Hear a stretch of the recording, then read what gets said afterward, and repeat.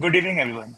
I am, on behalf of Bits Embryo, and my co-host Mehul are here to welcome you all to our panel discussion, Gateway to GRE, Graduate Research Examination. GRE is a crucial step for very of us aspiring graduate students.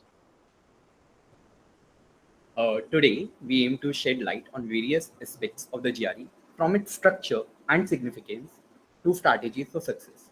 Without further ado, let's dive in. Joining us today are our fellow Bitsians who have not only aced the GRE exam but also graciously agreed to share their insights with us. I request all of our speakers to uh, unmute and also start their video. So, allow me to introduce our fellow Britons who have not only aced this examination but have graciously agreed to share their insights with us. So, first up, we have Karthik Agarwal, who scored 326 marks and aims to be a robotics engineer. Previously, he has also been the vice chairperson of IEEE branch and team captain of Robocop. Next, we have Amya Deshmukh, who had an astounding score of 329 and is a research assistant at IIIT Hyderabad, Texas State University, and La Trobe University. Now, please welcome Shaz Furniturewala, who has a perfect score of 340 and is a visiting researcher at National University of Singapore. He is also a secretary of DEPSOC and has a keen interest in machine learning. And last but not the least, we have Adityan Sridharan, who has scored 323 marks and is also the team captain of the Formula student team Inspired Carter's Electric. So, Mr. Adit will be joining us a bit late now. Before we delve into our discussion, let's provide a brief overview of the GRE to the audience. The GRE, or Graduate Research Examination, is a standardized test required for admission to many graduate universities. It assesses a test taker's readiness to graduate level academic work by measuring verbal reasoning, quantitative reasoning, and analytical writing skills. Let's hear from our panelists on what they have to say. So we'll be starting with our questions for the panelists. And Ansh, you may ask the first question. Yeah. Go ahead. So, we have often seen that many students are confused whether to take GRE or the CAT examinations. How did you guys were able to choose? We can start Shaz, from yeah. All right, I'll start. So for me, it was not really. I didn't have a big dilemma between GRE and CAT because I always knew that I wanted to go for higher education abroad in my field of research, and that is usually like that requires in most cases the GRE exam. So that's what I went ahead with. People will have different things to consider, of course. Okay. Amya, you can go next. Yeah, so I don't really have much to add to Shaz's answer. Just that both exams solve sort of very different purposes, right? So, if you want to go for an MBA and that too within India, I think CAT is your best bet. But if you want to go for especially STEM courses abroad, GRE is what matters. Not only in the US, in a lot of universities in the EU as well. So yeah, that was mostly my rationale for appearing for the GRE and not the CAT, because I just want to go for a master's in my field of research and not an MBA or something else. Okay, yeah. With you having the same perspective, you generally go for the CAT examinations when you do want to go into the MBA field or the management side of things. And if you're aiming to get deeper into your own areas of engineering, for example, in my case, robotics engineering, the general exam that is the go-to exam is GRE. You don't really have to, you don't have a dilemma in this. Basically, what field you want to choose or what career path you want to choose. That's it. Okay. Yes. so up next. I wanted to ask, when did you guys actually started your GRE preparation, and were you also preparing for the placement season side by side? So for me, I wrote my GRE in October, and so I started preparing around at the beginning of my 4-1. So around late August is when I formally started preparing. Late August, early September, and placement season was ongoing at the time. Like most of placement season, or like the bulk of it, had already ended by the time I started preparing for GRE. And because my focus was more on research and getting a master's, then I didn't give that like as much time and energy as someone who was not preparing to go for higher education would have spent. So yeah.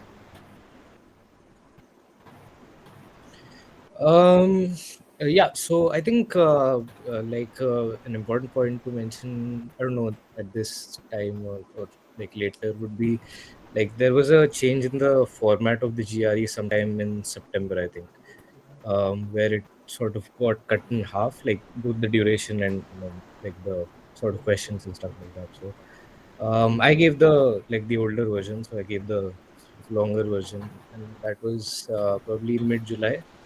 And I'd started, like, honestly, I'd started preparing 15 days before the exam. So even within that, I'd mostly say like for it was like 90% verbal and like 95% verbal and just 5% quant. So yeah, I didn't like prepare for like a long time, but whatever I did, like I prepared it thoroughly. And yeah, like usually it's a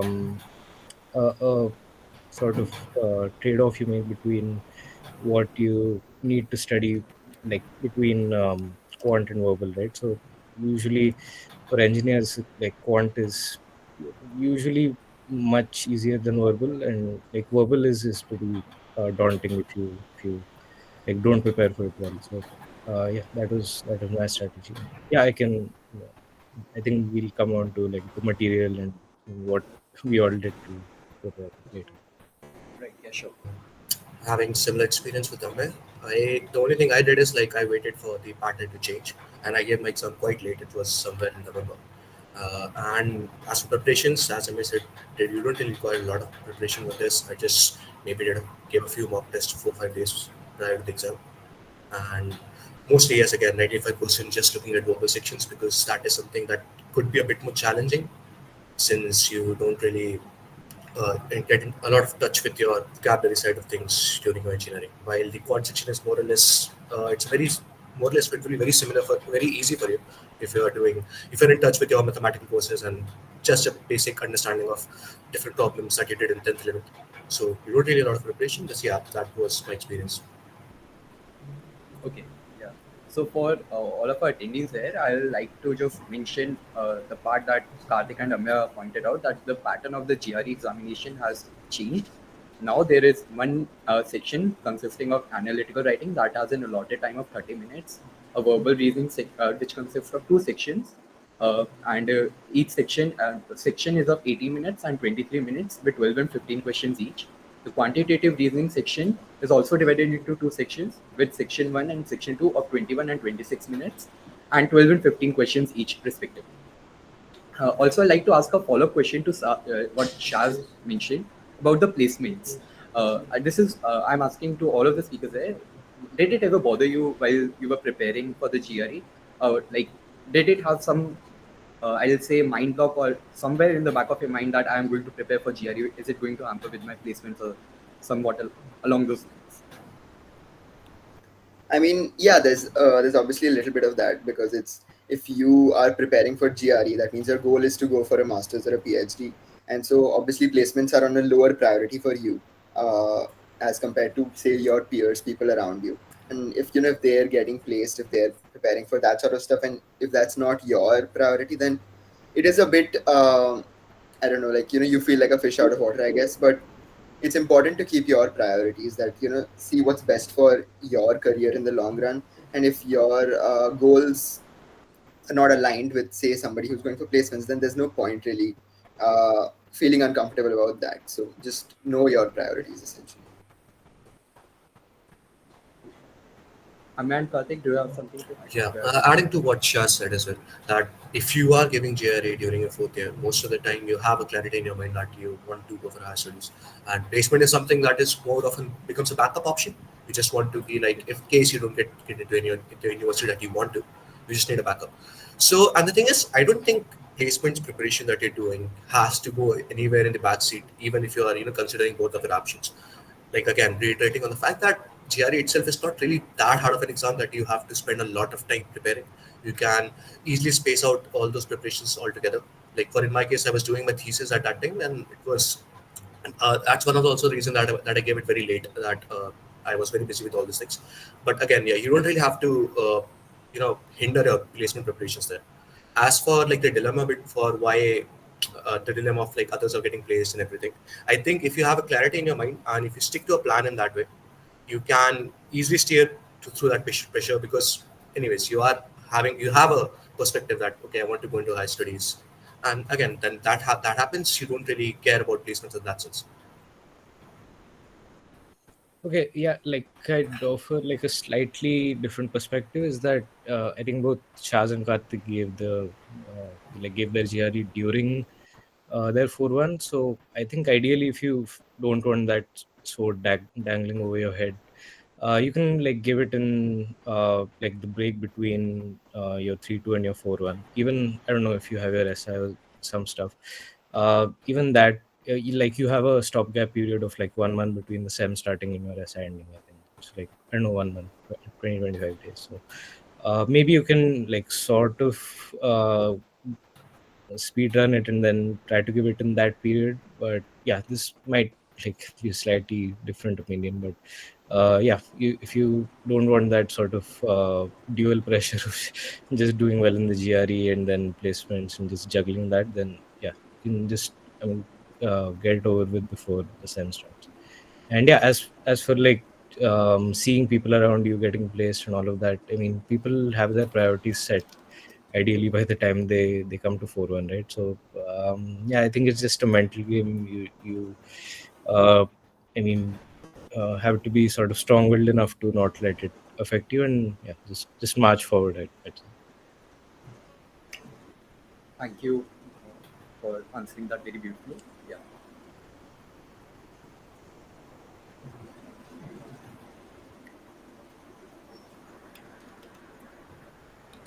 Um, yeah. So I'll ask the next question. For the benefit of the audience, can you elaborate on the adaptive nature of GRE? How did you adjust your approach during the test itself to optimize your performance as you progressed through the questions? Okay, so I think I'll start with this.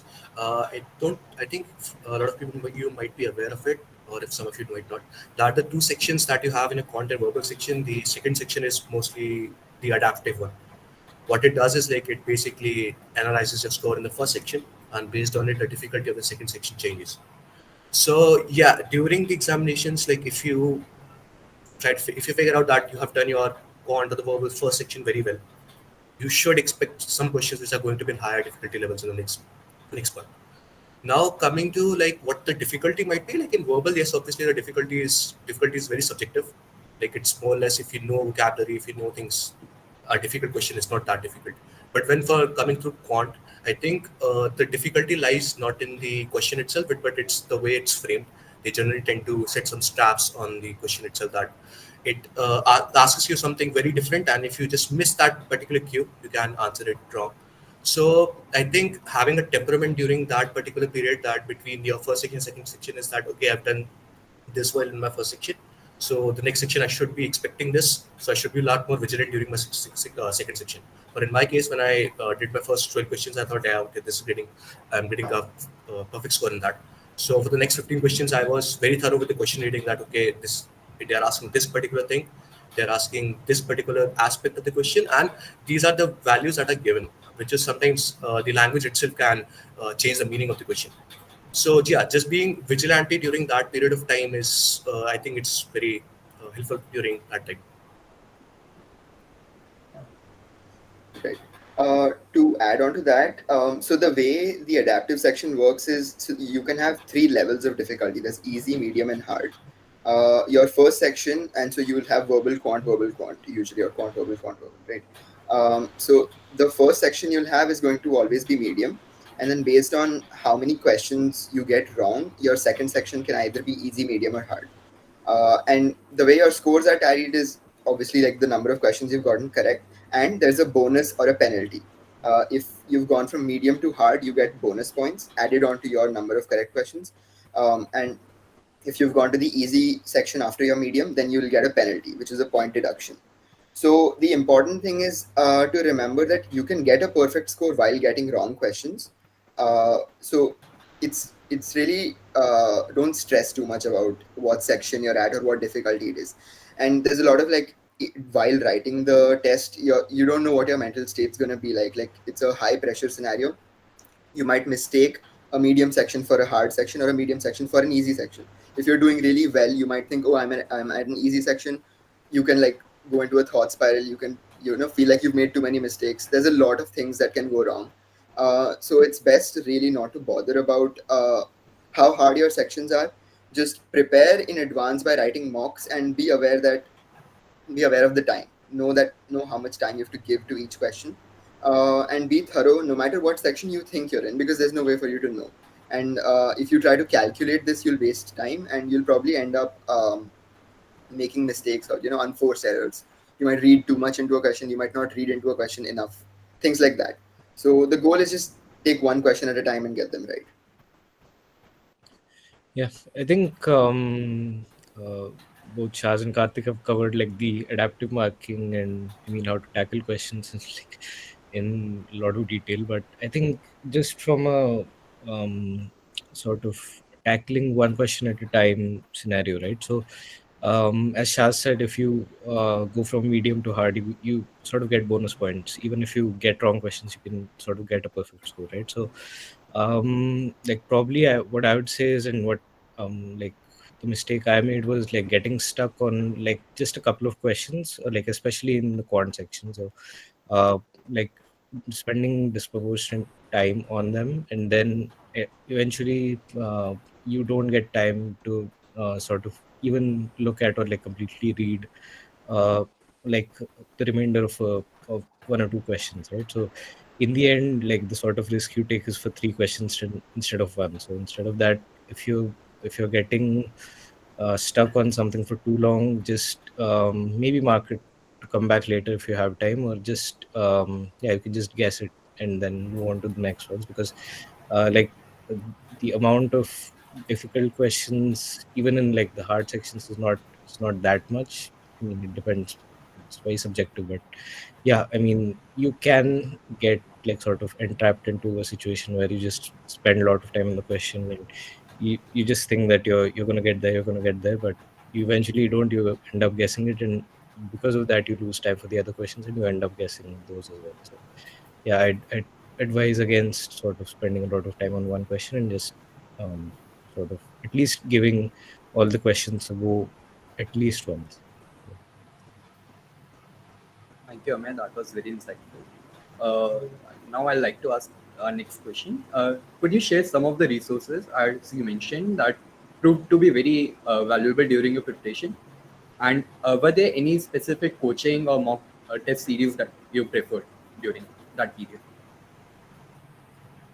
So in terms of resources, there's one thing. So the primary resource I used, there's this website. I think a lot of people, if they're looking into GRE, they'll have found this. There's this website called gregmac.com. I can put it in the chat if people are interested. It's a paid service, but it's relatively reasonable. It's like $5 for a month. So like I know like people generally don't like to pay for things, and I personally almost never pay for things to coach for. But considering if you're paying $200+ for to write one GRE test, it's kind of like worth it to pay $5 more for a service. One important thing that I learned during my prep is that so we're all at Bits, we've all done JE. Quant is nothing. Okay, quant is nothing to us. It's like there's only tricks. It's like sometimes there's a plus or a minus, or you forgot to consider an edge case. That's why you get quant questions wrong. You're never going to mess up a quant question because you didn't know the theory. So quant is just about avoiding silly mistakes. Verbal is where everybody needs to focus on. And in verbal, the one thing I would suggest is never use third-party questions. Like ETS, Educational Testing Service, who makes GRE, is very thorough and very particular about how their questions are structured. And while the questions may look simple, each question is very precise and formulaic in the way they make these questions. And from what I've seen, like Magoosh or other very popular websites that people might use, they don't quite get the kind of questions they do correct. And you might be misled. You might think the test is harder than it actually is or easier than it actually is, and that's not going to help you. So there's ETS has resources like the books they provide. Those are good. There's an old book from 1995 called the Big Book of GRE, which is actual GRE papers from the 80s and 90s that is compiled into a book. I don't know if it's continued or not. There's PDFs available online. I have one, so if somebody needs it, you can just reach out to me. That is good because you've got some 20-30 papers that are actual GRE questions from past papers. So they are the most authentic source because ETS is very stingy with questions. You get one or two mocks on their website, which you should try out, of course. And I really recommend gregmat.com. I only had that subscription for a month, and it was really helpful. He has a 1 month plan and a 2 month course that you can follow. He breaks down verbal questions really well into sort of strategies that you can apply. So it's not just about your vocabulary and about your intuition. He really breaks down the types of questions into what strategies you can apply, what logical methods you can apply. So if you've really practiced that, you can look at a question and know that, oh, this is exactly this type of question, and you can look at key identifiers and figure out a question faster and more easily than otherwise. So those are the resources I use, and that's what I'd recommend. Okay, yeah, that's fair point. That I think you can keep like a healthy mix between like maybe third party resources and but you just need to like validate I mean just the uh, sort of how useful those resources are by taking mocks, right? So I think GRE while you register, I think they provide you two mocks. I don't exactly remember, but you can always purchase like more mocks if you want. It's expensive, but I mean at least you get like a proper feel of the sort of questions you're going to be asked, right? Yeah, so maybe two max three mocks is I think more than enough for I mean just to get a feel of what you're going to get in the actual paper. As for material, I'd say I just followed this I mean there's a GitHub reports like unfortunately been taken down due to a like copyright notice, but like the web archive has the link. So even though the files aren't there, you can see what the resources are and you can download them from like libgen or wherever. Like you can just search the name of the book PDF and you'll get that. So like it's basically only verbal, I'd say. So as Shah said, you don't need to really prep anything differently for quant, since we've all done like we've all been through GE bitsat. So it's like the level of quant in the GRE is nothing compared to that. It's just like I'd say just sort a little advanced 10th standard maths, I'd say.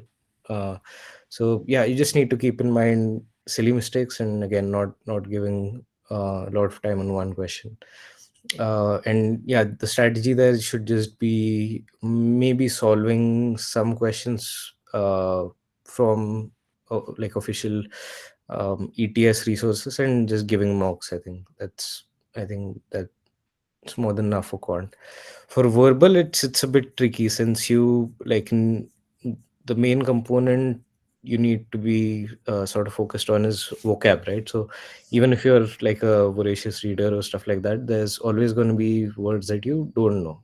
I mean, so and there's this like very specific list of words that like some of these Manhattan I don't know these publishers have figured out that these words have, I mean their frequency of being asked in the GRE is a lot, and which is true, which sort of came true in my GRE as well.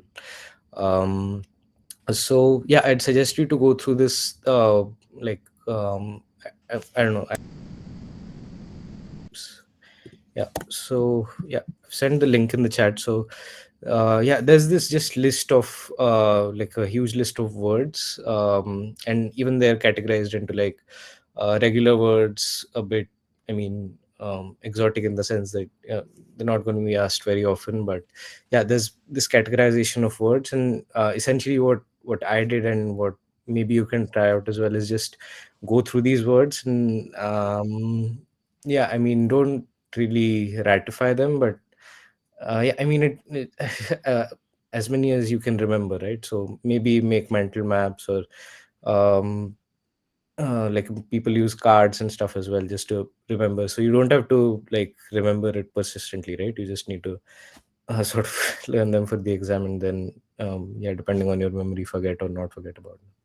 But yeah, like the main sort of thing is that these words do come in handy. So just for your, even for your vocabulary, as well as like just other sort of questions as well, um, they they're pretty useful. So yeah, you can go through this repo. So again, as I told you, the files aren't there, but at least the names and the additions are there, so you can just download them off of yeah, some website.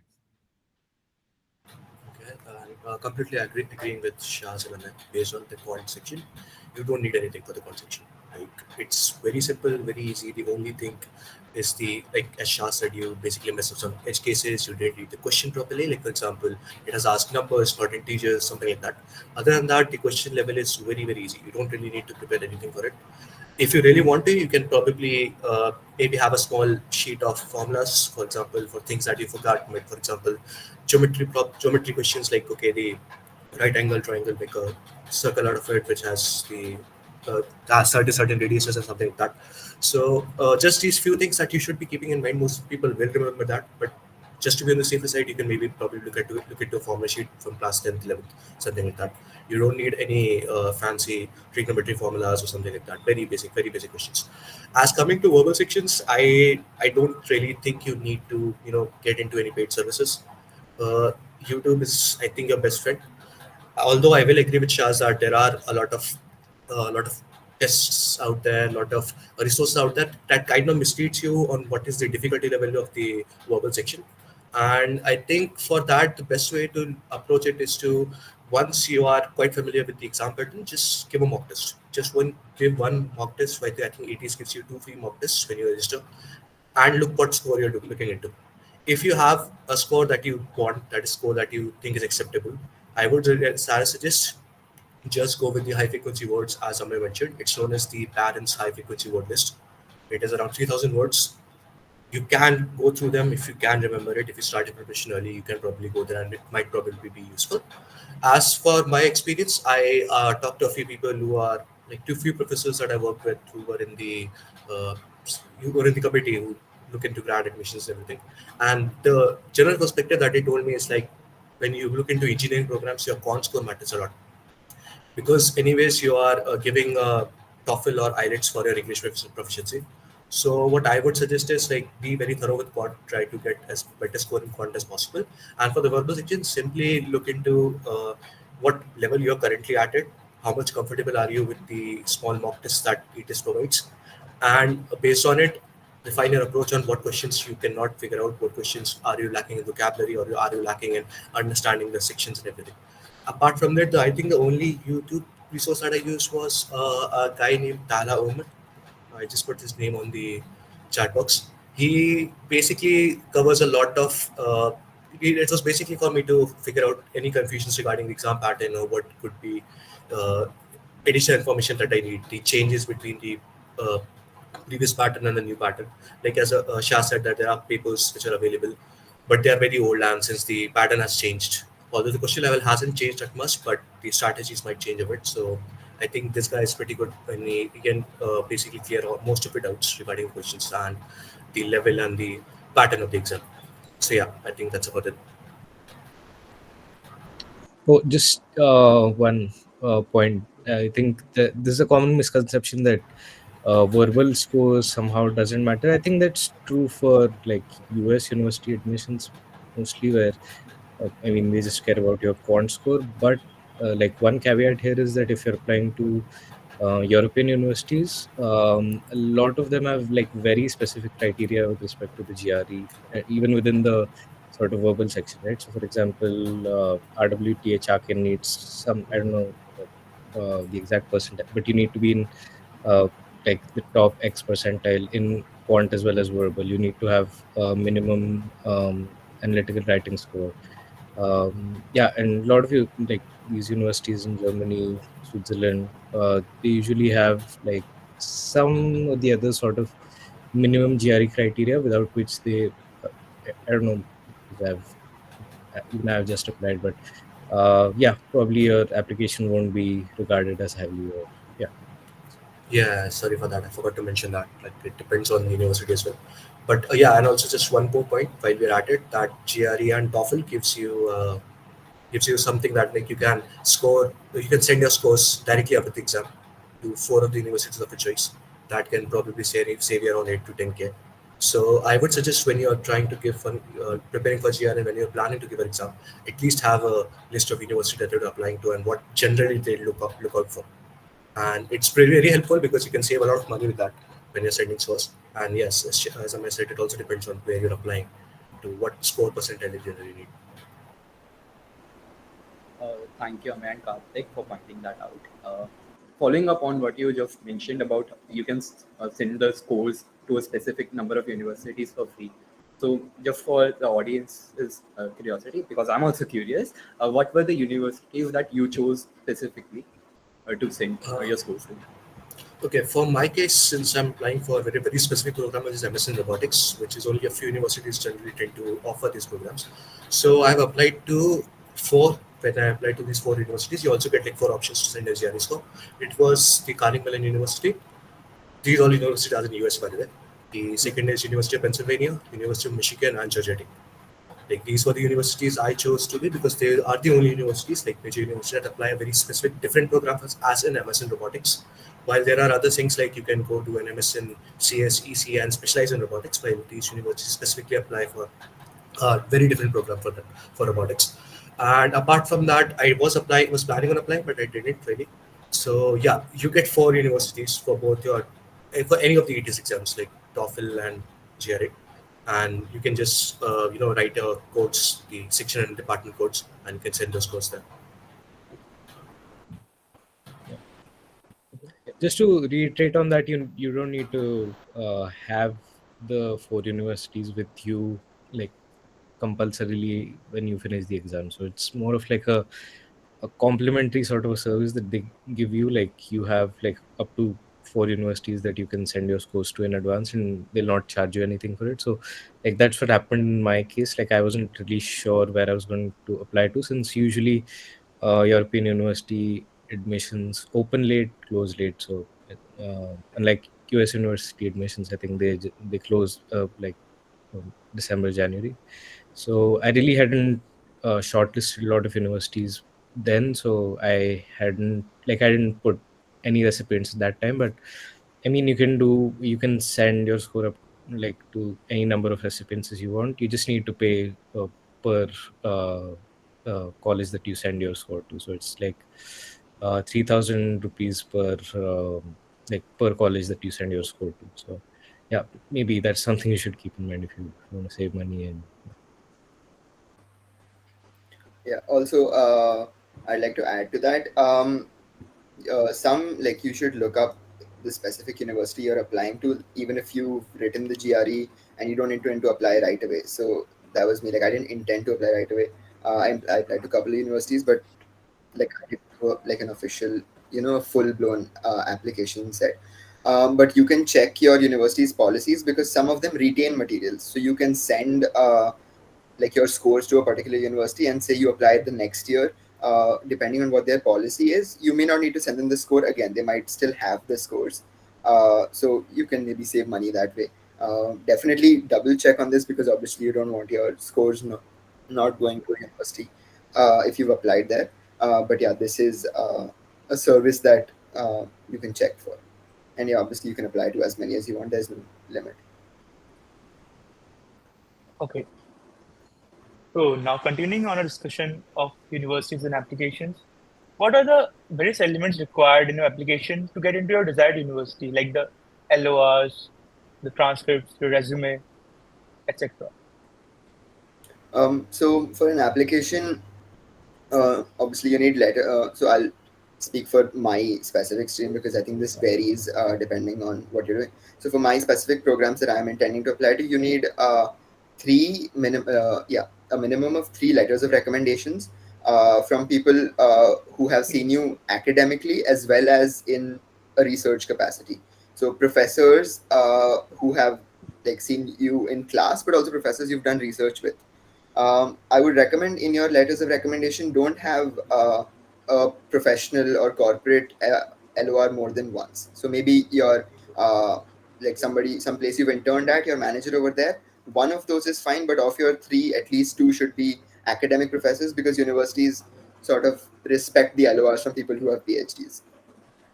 So that then you need a statement of purpose, which is essentially outlining a lot of things, including why you want to go to that particular university. So you want to, it's about 1,000 word approximate statement where you outline uh, your background, your research interests, the work you've done so far, and it has to all tie into a story where you have to essentially tell the story of your application and tie it well into why you want that particular university, which professors at that university you would like to work with, and how their work is similar to work you've done before, and how you like their work. And essentially, there's a lot of resources available online for this as well, how to write the perfect statement of purpose.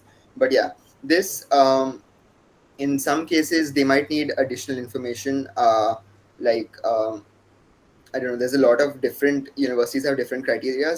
You need your transcript, of course. Some places want your official transcript that you have to apply to Bits to give you. It won't. You can't just use your ERP performance sheet. You need to go to the AUGSD website and apply for a transcript. This is a paid service Bits provides. So apply well in advance for this. Don't keep this last moment. Apply like a month or two in advance for this. Uh, and I think that's about it for stuff that every university requires. Then there'll be some specific questions that universities might ask you to answer, like your diversity background, or how you contribute to diversity at that university, and other things in general. But this stuff remains constant generally across applications. Yeah, so I think Shah's outlined, like, I think the US application process really well, but yeah, I can shed some light on what it looks like for universities in the EU. Again, I have like little to no idea of how it is in the UK, France, Netherlands, because I didn't apply to these places, but mostly in like Western Europe. So Belgium, you have Austria, Switzerland, Germany, of course.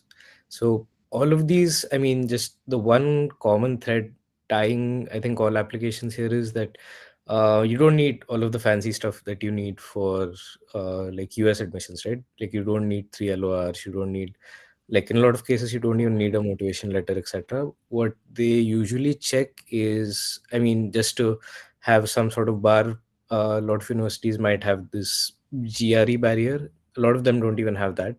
So but what they do check is your the courses that you've done, right? So basically your transcript, they check whether the courses that you've done um, are basically equivalent to what is taught in their curriculum in their home country, right? So obviously they don't know what sort of system you're coming from, I mean, what sort of institution you're coming from and all of that. So they just need to make sure that you have the requisite background to complete that master's. So in the US, again, it's very common that going from, say, EE or ECE to, I mean, CS is pretty common trend, right? But you can't usually do that very easily in the EU because if you want to do like a master's in CS with some specialization, you still need an X amount of ECTS credits. So ECTS credits is essentially their version of units, right? Uh, so you need a certain amount of units done in like certain courses. Otherwise, you won't get in, irrespective of what your CGPA is or what your like other achievements in your CV are, etc. So I think that equivalence matters a lot in the EU at least. And yeah, I think for like other material, a lot of these places also ask for motivation letters. So motivation letter is basically just another name for your statement of purpose, right? What SOP is called in the US. It's usually shorter, like it's not as long as an SOP, but you just need to sort of summarize what your background is, what you've done, etc. And yeah, and all the other materials, I think, yeah, just your CV, TOEFL score, and yeah, that's pretty much it for most EU universities. But in order to be sort of just to make sure that you're in a good place to apply for all of them, I think the GRE makes a lot of sense, because like I was under the misconception that the GRE is only important for like US admissions, but once you dig deeper into a lot of like good universities like KU Leuven and like RWTH Aachen and all of these highly ranked EU universities, you find out that they do have a GRE barrier as well. So yeah. Coming to these things, I have also only applied to the university specifically in USA. So as Shaz has already mentioned, the only thing that you really need is your LORs. It's mostly two or three, majorly it's three, and some universities only ask for two LORs. And again, as you said, that professional LORs generally we keep it restricted to one. Most of the universities will even write it in their in the application portal that just you can only take one letter from your professional background and two from professors who have seen you academically as well as in research areas. And the third thing is your CV, which you generally tends to be of 2 pages. Some universities might put some restrictions on what can you add and what you cannot add, but most of them give you the freedom of what you want to add in this. And the fourth thing is the statement of purpose. Again, it's based on universities. Some ask you for two-page SOP. They don't give you any restriction on number of words. Some do restrict words, and some which ask for two, which is one statement of purpose and one which is a motivation letter, which is two very different things. Sometimes it's also called as a personal statement. So yeah, these are the only major documents that you tend to need, and your GRE and TOEFL score that you just need to send to the department. Apart from that, it's the everything else is just in the application portal where you just write it about your details, your ethnicity, and everything else. But yeah, these are the only major documents. As for the transcripts part, most of the universities you just have to mail bits. I think you can apply through AUGSD. You get your transcript. You can get it emailed. I think it's much more better since they scan you and give you an email. And that is the most of the unofficial transcripts that you tend. You just need to send them. That's the only thing. But yeah, keep that in mind that you need that. So don't keep it in the last moments of to applying from transfer from AUGST. Sometimes they take a lot of time to get you that scan copy back. So keep that ready before the deadline. Yeah, that's the only thing. Oh, so, continuing with this discussion, what do you all think is the differentiating factor that would make your application stand out from the other application? So in terms of applications, this is especially if you're going into CS research, which is something I can specifically comment on. You can have in consulting they say spikes in your resume, but something equivalent to that, where there's a lot of factors that these admissions committees will consider. One thing is that GRE is not a factor that you can compensate for something else being bad. GRE is a filter. If you have a GRE score above a certain whatever the university's threshold is, then they'll look at the rest of your application. Otherwise, it's not like a good GRE score can make up for a bad CGPA or a bad research portfolio or something like that. It's just a bad GRE score hurts your application. A good GRE score means they look at the rest of your application. That's how I've been explained to that. This is how it works. So then you'll have your academic performance. This is something that you should look at once you've finalized your programs or universities that you're going to be applying to. You should take a look at what they prioritize. Some universities will care a little bit less about your CGPA and will care more about the research you've done, the projects you've completed, the publications you've got. Some universities have like a really heavy emphasis on CGPA because they treat that number as your academic sort of the one score that tells everything about your academic journey. So depending on how your resume or your profile looks, pick programs accordingly. There's a lot of people online who will there's communities, like there's a Facebook group called Bits to MS PhD, where you can put up your profile and people will evaluate them for you. People at these universities will give you feedback on what your university list should look like, what is ambitious for you, what is moderate for you, what is safe for you. So take a look at those places, because different universities have different requirements. But yeah, the two places you can really shine are your CGPA and your research portfolio. Your statement of purpose, motivation letter, personal statement, whatever it is good to tie these things in. And sometimes it can really make or break your application. If you want to justify something that's bad in your other resume, like your CGPA is a little low, there's a specific course you need for this particular program, and you've gotten a C in that course.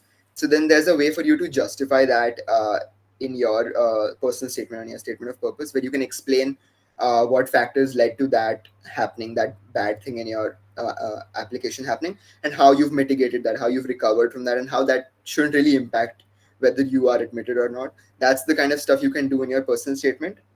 So yeah, it's really these three factors from my experience.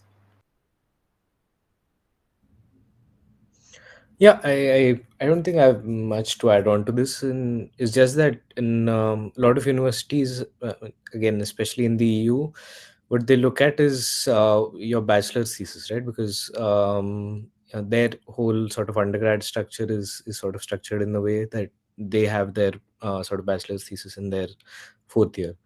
So, I mean, a TS is a good option in that sense. I mean, obviously, it's not like compulsory that you have to provide your bachelor thesis or something like that. But most universities do mention in like the admission section of their program that just attaching a bachelor's thesis or any sort of, I mean, not even like a bachelor thesis, maybe just like generalizing it to any sort of a publication which can attest to your research capabilities, right? So at the undergrad level, they don't really expect you to publish in like top journals or stuff like that. So even a bachelor's thesis would suffice if given that you've like completed it faithfully. So yeah, that's probably just one point I'd add. From my experience, I think it's the most important thing is your GPA. Why I say this is because most of the MS applications, you don't really have any interviews or any other sort of interactions with the admission committee. So the only way for you to showcase is your LORs, your GPA, and your statement of purpose. While GPA is the constant thing because it's the only metric which is very constant, which they know is like you cannot basically manipulate it to make it sound very well or very low based on how you word it. It's basically a metric, and most of the universities, if you have a good GPA, it's like the best thing that you can keep in your application is to keep a good GPA. Now coming back to the second thing is your letter of recommendations. I think it's very important that you ask the people for the letter of recommendations who really know you. You shouldn't be going just for because this professor or is the department head or he has a lot more respect in the industry. Because if you even have a low GPA or if you really want the professor to outline what you actually did, it is very important that the professor knows you very well. That he knows, okay, this is the kind of person he is, how much work he has done, what is his research potential is. Again, like if you go for a PhD, there is a completely different thing. There, your GPA is not really that matters, and these aspects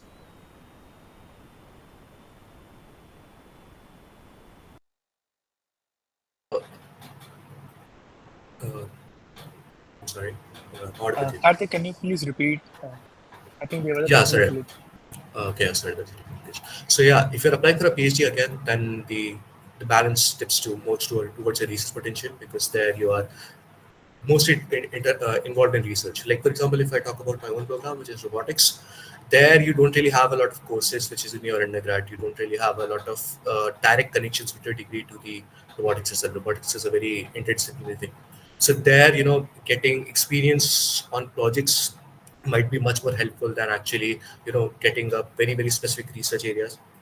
Like for example, I work with control systems. My experience with actual control systems in industry level robotics is kind of much more helpful than I'm actually doing a very specific problem in research in control systems. So yeah, that depends completely on what kind of program you're applying to and how that program is structured. Like some programs are very structured in research kind of ways. They have a thesis in their 2-year programs, which kindly prepares you for PhDs, while there are some programs which are very industry oriented. So that's why I think that if when you're applying for certain all these programs, the first thing that you should be really concerned about is the GPA. Keep it as high as much as possible. The second is your LORs. Keep them, uh, get them good LORs. Structure them in such a way that they support your applications. That yes, you are very good to this particular program. For example, if you have a lot of research potential, get LORs from your professors. If you are applying for an industrial masters, get LORs from your managers who can tell you that okay, these guys can work in industry pretty well. And the third thing is a statement of purpose, which is more or less how you tie all these things together and present your case towards the admission committee. Yeah. So yeah, as all of you already covered the CGPA factor, we can basically conclude that a good GRE score would not be compensating for a below average or average CGPA. Like we must keep it high as possible. Uh, as many of us here would really like to know, how did you all create your own statement of purpose while submitting your applications? So can you please elaborate on that? Okay. I think in my experience, what is the best thing to do with SOPs is like, although it's very tempting to maybe read into some SOPs of the people who have already got into the university that you're applying for. What I think is very much important is like you just take a piece of paper or a document and just write down whatever things that you've done in the past 4 years, reflect back and write down a very basic, uh, just a draft of everything that you've done. And the second most important thing is to get involved with the seniors, like the people who are into these universities, who have applied to these universities, and keep on reiterating this structure. Show them like, okay, this is the things that I have written, this is the structure that I'm showing off, and they will give you a lot of insights on, okay, this is something that is not relevant to your application. This is something that you should expand more upon. For example, in my case, when I did write about my master thesis, I did write about my SOPs and my publications. My seniors who were in robotics, they told me that it's yeah, although they are good applications, they are good publications, they are not really in uh, in line with what actually you're applying for. It they're not really into purely into robotics. So what you should do is like try to compress that a bit and add more about your industrial experience in that way. So I think the important thing is to be very honest with yourself, write it on your own words, and start early. Like that is the number one tip I can give you. That, for example, if you're applying in US where the application deadlines are December and January, start as early as August. You don't have to perfect it in August. You just have to keep on writing because it becomes quite difficult to reflect back and write it in just one sitting. It's going to take time, and it's very important that you keep on showing it to people because what you write might sound good to you, but for someone else the perspective changes. It might sound very different for what you're trying to convey. So yeah, these are the only two things that I would say: start early and get it reviewed by as much people as possible. Yeah, I agree with Karthik. Getting a first draft ready quickly is good because I think we, as people in like engineering fields, we don't write too much, and so it's really that like when you start to edit while you are writing, it'll just stop. You'll grind to a halt. Anything you write, you'll just want to change it and correct it, and you'll not get anywhere. I spent like a lot of time just not writing anything. So the first time you write something, just pour everything on the page. Start with bullet points if you want. Break it into sections and just bullet points, so just one sentence. And once you have a skeleton and you have like word vomit on the page, then you can start editorializing and making changes as you go. I would recommend if like if you're working with a professor at a different university, say abroad, you know if you're planning for an off-campus thesis and you found an advisor or something, get them to look at your statement, because these professors are on admissions committees, or at least have reviewed statements from other students before. They know what a good statement looks like, and they'll be looking at it from a professor's lens, who will know that what is something that needs to be accounted for in your profile, in your application. What's the deficit in your application, how you need to cover for that in your statement, what's good in your application, and how you need to really point that out and outline it. Don't show bits profs your statements. I don't think they will be very helpful. But yeah, if you can find somebody who is in a university abroad, even a senior, like Karthik said, who's gotten through, they'll be really helpful, but professors will be super helpful. So that. Yeah, I think both of them covered like all the points pretty well. But yeah, just I think giving it a structure is sort of a good starting point. Is like you just need to outline your background, what your strengths are, like what your specific background and what your work experience or like whatever you've done in the past is relevant to what you're applying for. And yeah, I think also one important thing is just sort of researching more into I mean, obviously while shortlisting you should have done that, but just sort of researching more into the labs that the university has and how that lab or that okay, maybe don't name drop professors or something, but just maybe just outline in your statement that hey, if I get into this grad program, then I'll have the opportunity to collaborate with this lab who's I mean world renowned for their research in XYZ field. And yeah, maybe just a couple of paragraphs about how, like, why are you applying to this place specifically, and why not someplace else. Just one more thing to add, or rather two more things to add. Don't use ChatGPT at all, like not at all in anything. Just don't touch it. Okay.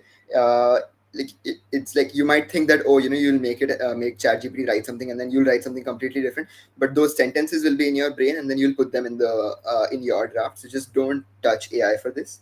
And also remember that if you're applying to, say, 7 colleges, then you're writing 7 statements actually. You're not, while, like, yes, a lot of one statement will transfer into another. Uh, the better statements are ones that really feel personalized to that college. So as Amaya said, that, like, reference things that that lab is doing, uh, weave it into your story, like make that lab, or that university, even like a professor, if you have to, like, if, say, you've published a paper, you've cited a particular professor's work or something like that, it's fine to put that in. Don't do it unless you're like really comfortable with it. Don't, like, Google professors from that lab and then see one paper from theirs and then just put that in. If you are really familiar with that work, if it's actually important, meaningful, and if it's the truth, then it's fine to incorporate some of that into your statement. But yeah.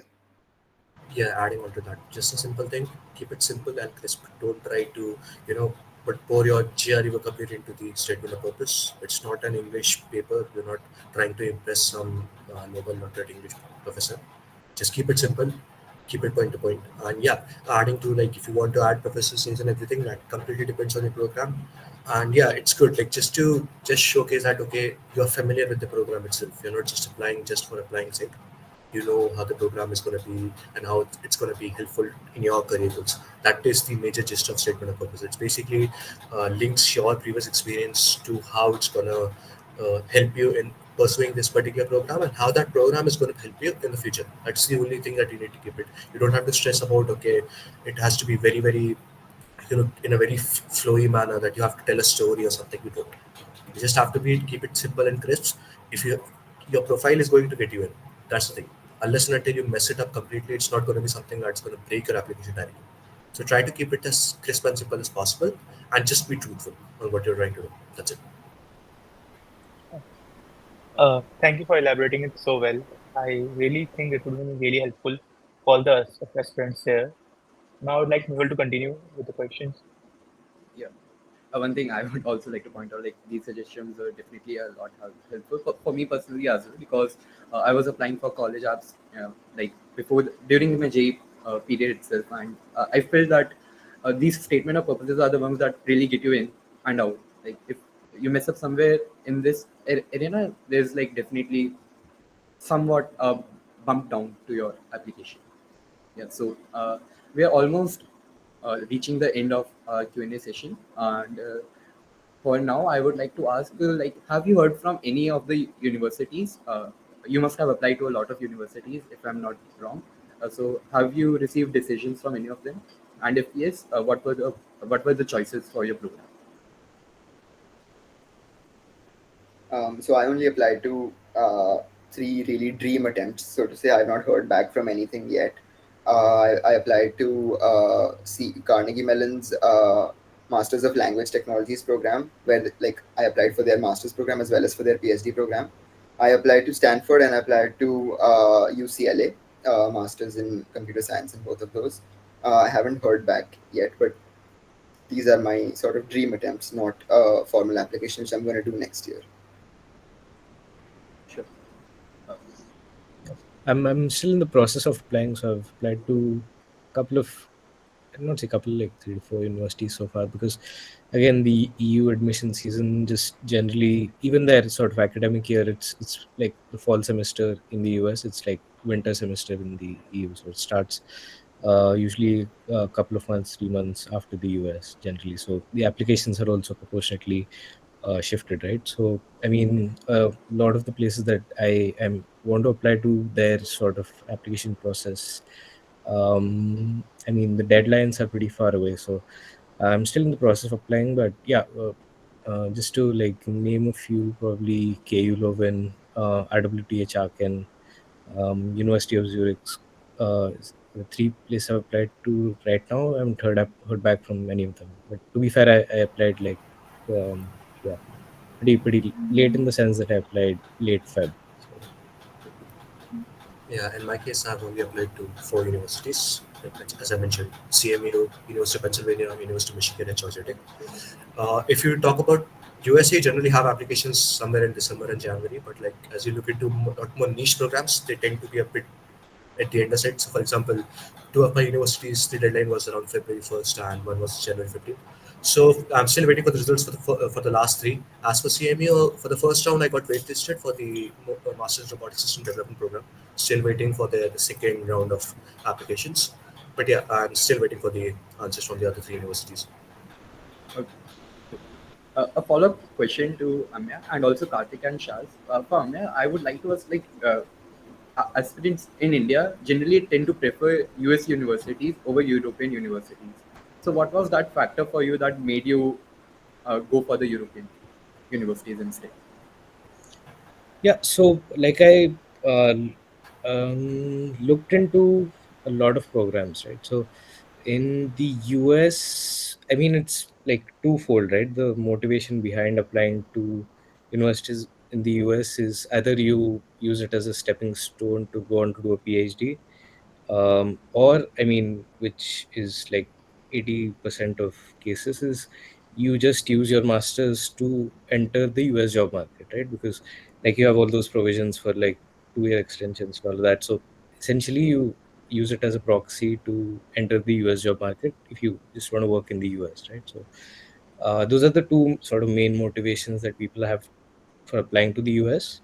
And accordingly, the master's programs are also structured, I think, around that sort of paradigm where, like, a lot of them are like just essentially extensions of your undergrad, in the sense that you have to do a lot of core compulsory courses. You have, I'd not say like limited flexibility, but you have a little less flexibility than, say, place in the EU, where your entire second year is spent on thesis, and even like your first year is like you just have a couple of compulsory courses within your specialization, and then you get to do a lot of electives. So in that sense, the EU is pretty flexible, and I was not like very set on like um joining the US market like that. That isn't my motivation as such.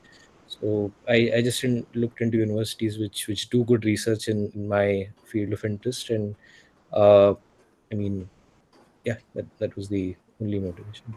And also, I mean, this might not be a factor for a lot of people, might be, but usually in, at least again, the UK, France, Netherlands doesn't count, and even the Nordics don't count here, but especially in Belgium, Switzerland, Austria, Germany, the education is free, right? Free in the sense that it's very nominal. Like the semester fee is pretty nominal, so you can complete your masters at a pretty nominal fee, and plus the living expenses as well. But still, it's an order of magnitude less than what you spend in the US.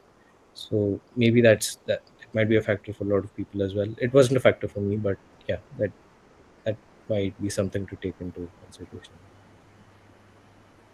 Um, yeah, so yeah, there's a lot of factors to really consider when you're choosing to apply. So my plan is a little bit unconventional for my further progress. So my original idea, because my GPA is not as great as a lot of colleges require, and one way to mitigate a lower GPA in your application process is to have work experience.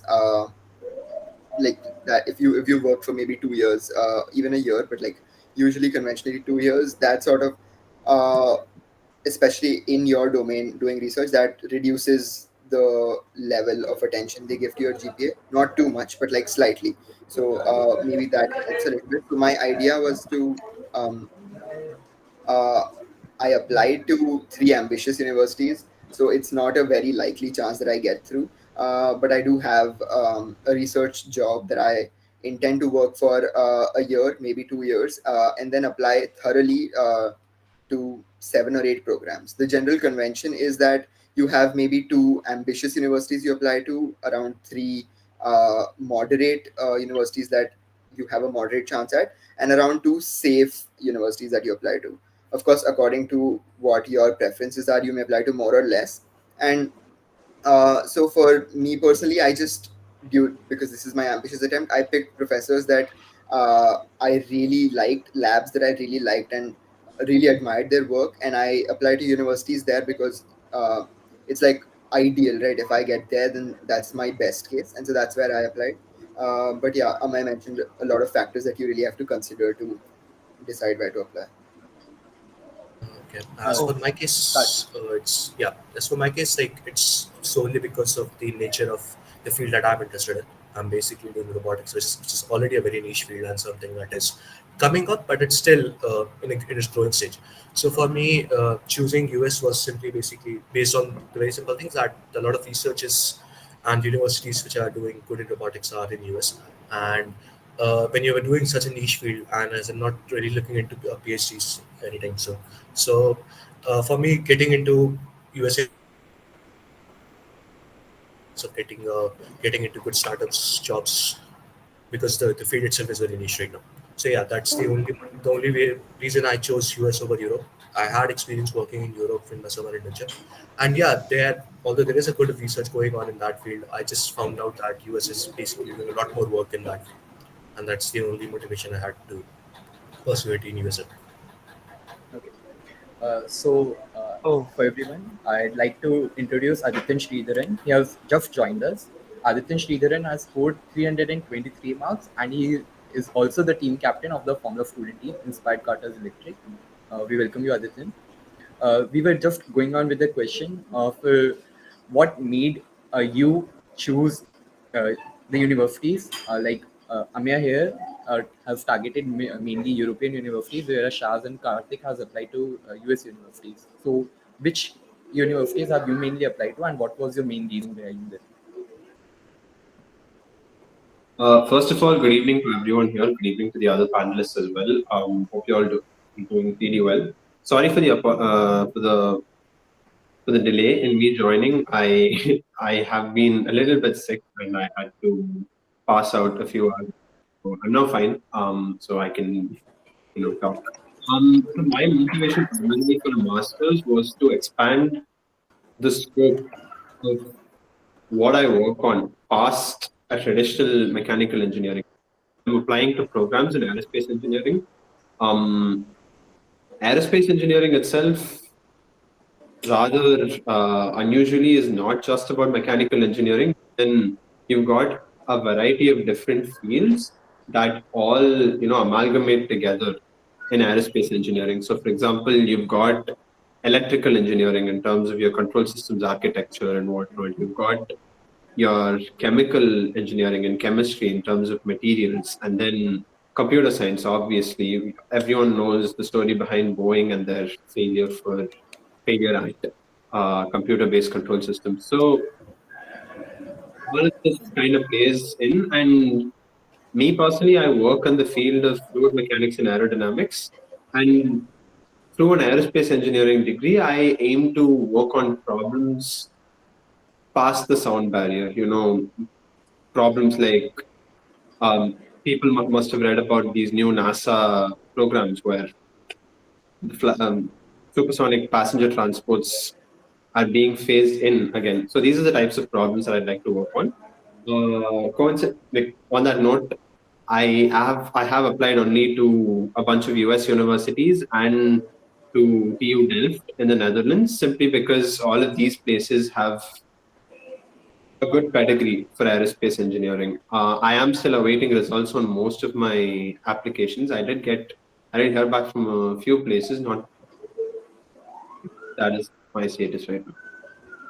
Oh, wonderful to hear from you, Aditya.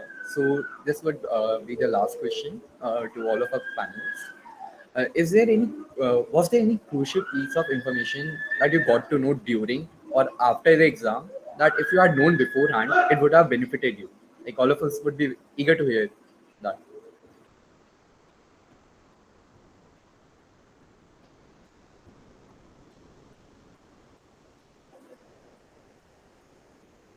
Aditya, if you, I'm sorry, Karthik, if you're speaking, you're on mute.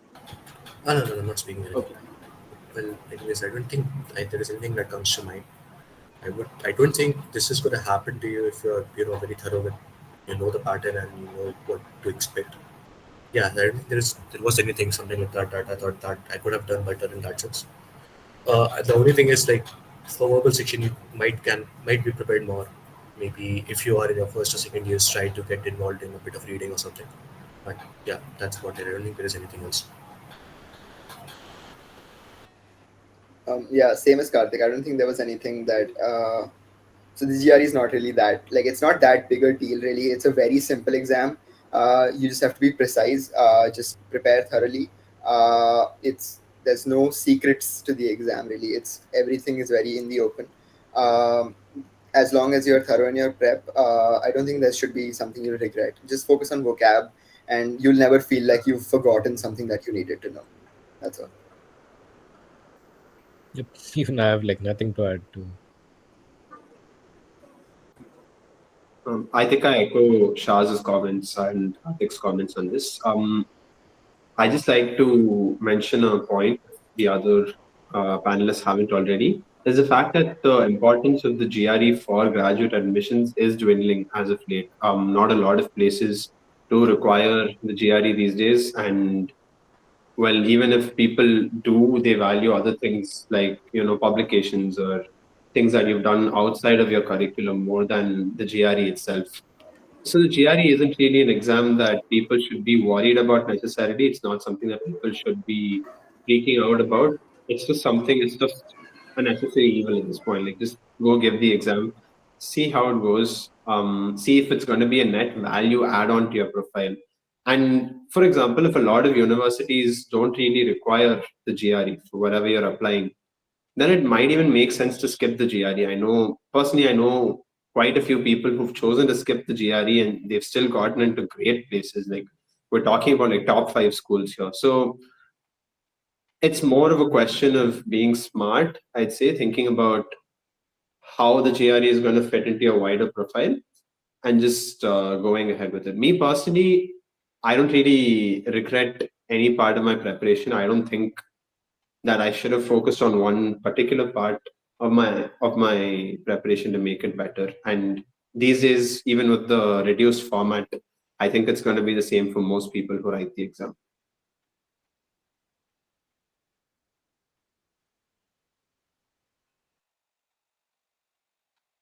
Yeah, so I think all the people in audience here are here for a reason, and a lot of them would have some questions going on in their mind. So I would like to hear from our audience what do they have to ask from our distinguished panelists. Yeah, we'll open the stage for the audience Q&A. If anyone is here, they can turn on their mic and ask the question.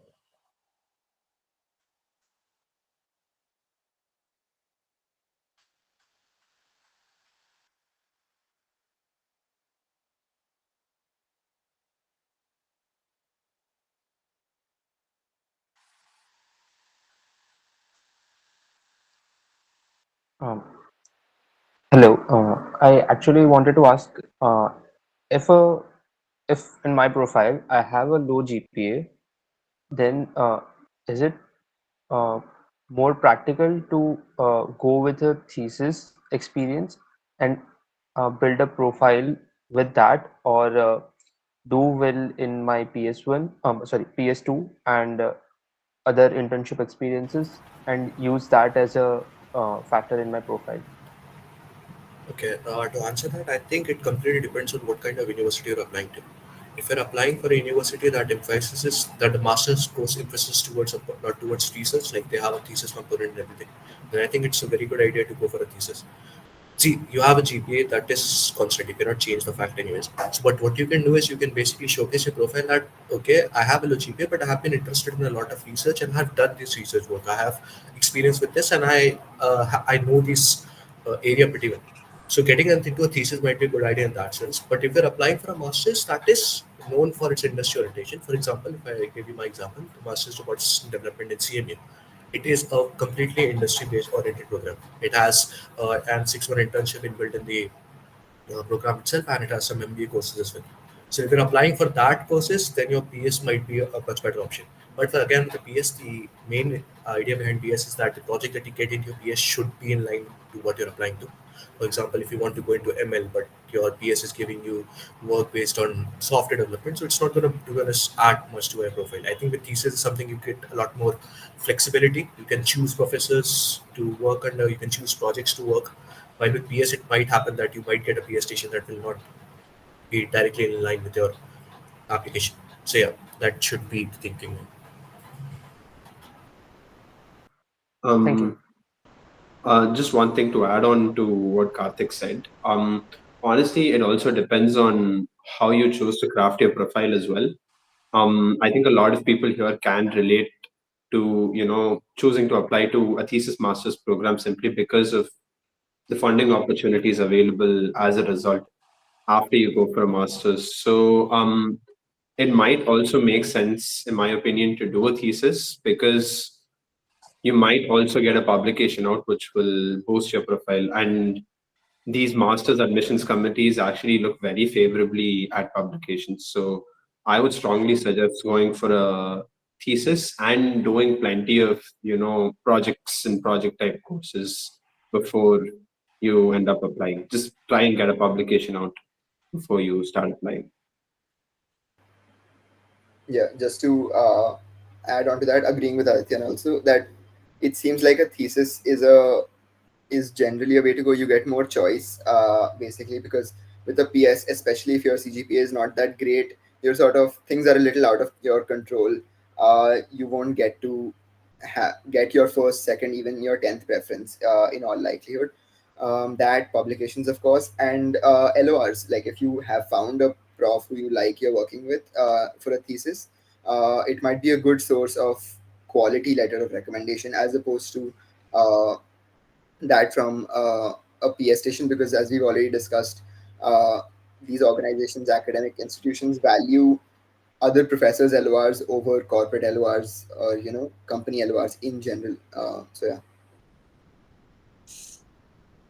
Yeah, I have nothing to add to that. Just apart from the fact that the thesis always makes sense if you're applying to the EU, since I mean, there's explicitly a lot of places do mention that bachelor thesis will add to your application, and a lot of places even have like a separate option to just upload your bachelor's thesis PDF along with your application. So yeah, it does help.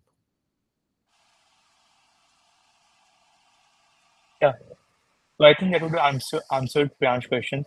Uh, is there anyone else who would like to ask question? Yeah. Hey, I had a question.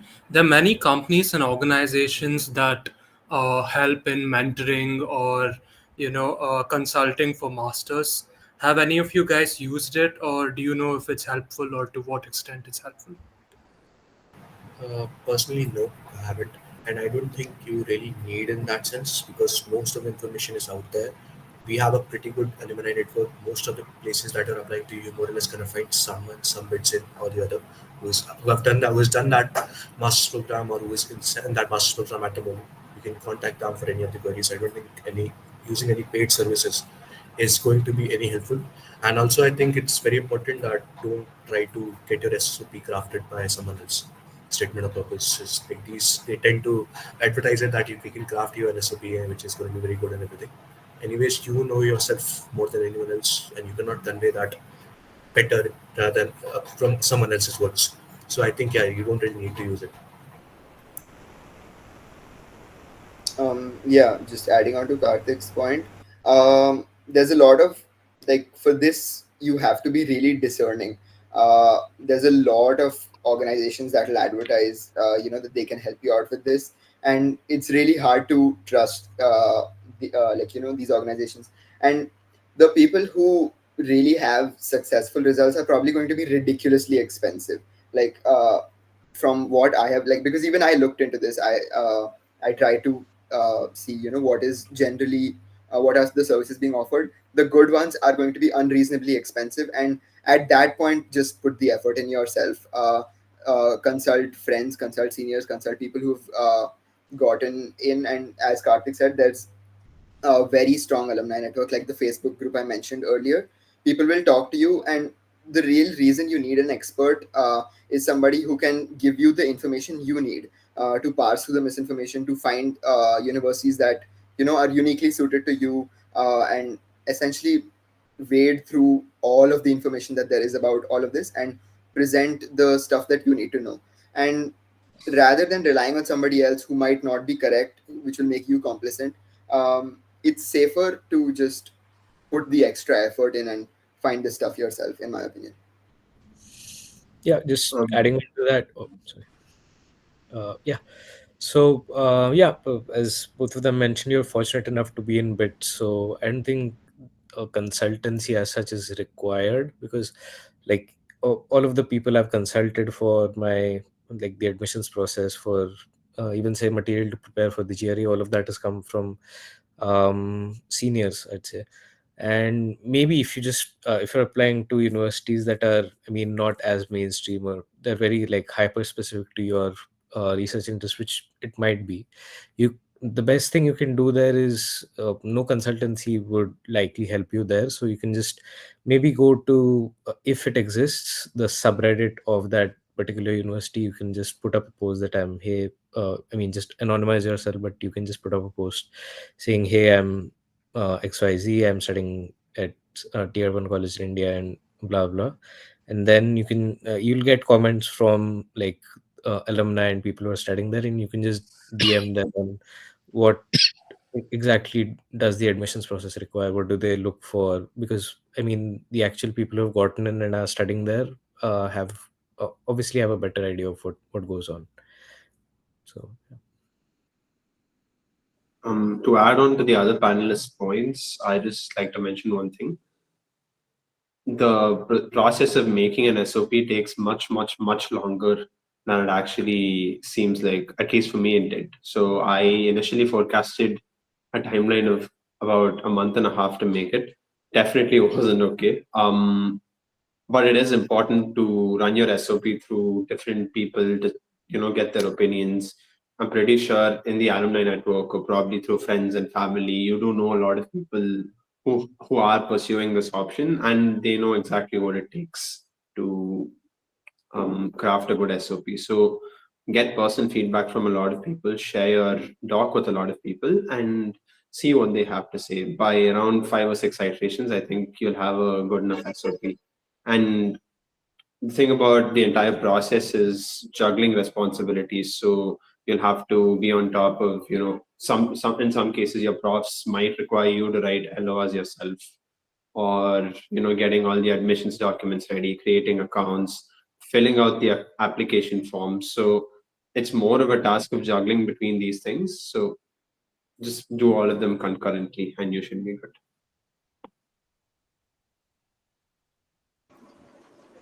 Okay.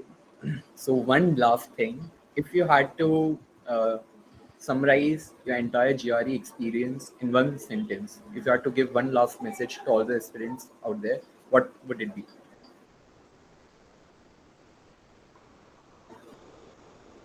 Shaz, you may start. Dude, before that, I think there's a question in the chat box. Yeah. Let's just take that last question for the day. Okay, to answer that, The question is, do you want me to read it? Oh, you can read it. Okay, so the question is like, if you're not very sure about the specific domain you want to get into, do publications in other domains still help your profile? Frankly, it does. Basically, I would say that you are taking that, getting a publication out in your undergrad is a good achievement. It's a very good achievement. A lot of people don't get it. So even if it's not very relevant to your profile right now, because for example, if you get a publication in your SOPs or your LOPs or your top whatever you're doing for the courses in your second or third year, and you might not have figured out that you want to go into that field, but it still showcases that you are someone who is very really good into research. You have done research before. You know how formal research looks like, and you have contributed significantly to a field that has led to a publication. Yes, also the publication where your publication journal is also that matters. Okay, so if you're getting a publication in a not so good journal, obviously that's not going to add much to your profile. But yeah, for example, I had a publication during my second year which was on CAN bus datasets, which is kind of not really relevant to what I did, what I'm pursuing right now. But it actually makes me, it helps helped me not only in my application where basically it added on to, yes, I have a good journal publication, but it also helped me writing my statement of purpose, that this was the this was the place where I got an exposure to how formal research looks like, and how it basically reinforced my idea that I want to dive deeper into research areas. And it also like showcases that you have looked around. You're not just following certain stigmas. You have looked around, you have explored different fields, and you have chosen that, okay, I want to go into this field. So yeah, it depends on how you convey what a publication you did and how it matters. But yeah, it's going to be helpful. A publication is going to be helpful no matter what. Yeah, I think no one expects at least undergrads to like really hyper specify their field of interest so early. So yeah, I think just getting a publication out of undergrad in like a decent-ish journal or conference or a workshop is pretty good. So yeah. Yeah, I agree with everyone else as well. Like a publication in your undergraduate education is more of like a proof of your research work. It's just a culmination of all the work that you've been doing. And yeah, there's you can always, diversify in your masters. A lot of people go out and decide that they really want to do something else in the field, like for example, move from design into manufacturing or something like that. So yeah, obviously it's a good idea to have a publication. Don't think about it too much. Don't freak out about it too much. But yeah, it's just a good thing to have. Yeah, I agree. It just shows that you can do research and you can write papers, which is stuff people care about. So Okay. So for all the attendees there, we have dropped a feedback form in the chat box. You're requested to please fill that form once the session ends.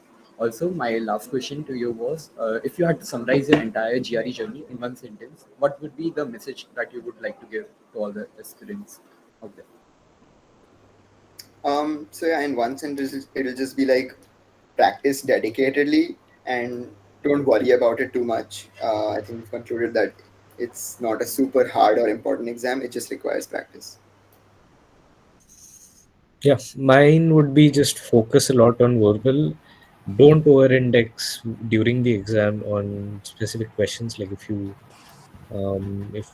not getting it within the first couple of tries, just leave it or guess it, and yeah, just do your best. I would say just be confident and be really focused on when you're preparing. That's it. For me, I just summarize it in a phrase, honestly: necessary evil. Like just get it out of the way as soon as possible. Just focus on other aspects of your application, but at the same time, you're the best. You have the best judgment of your own confidence for the exam. So there's definitely not a one size fits all solution. Just see wherever you are right now, see the amount of practice that you need, gauge the amount of practice that you need, and go for it. Just get over with it as soon as possible, and focus on other aspects of your application that are more important these days. So thanks a lot, Karthik, Shaz, Amya, and Adityan, all of our panelists, for sharing their expertise and insights into the GRE exam. We hope that today's session has provided valuable information to our audience as they embark on the GRE journey. Remember, preparation and strategy are the key to success. Also, we encourage our audience to continue exploring resources as mentioned by our panelists here and seek guidance as they prepare for the important step in their academic and professional pursuits. Thank you everyone for joining us today and best of luck for your GRE endeavors.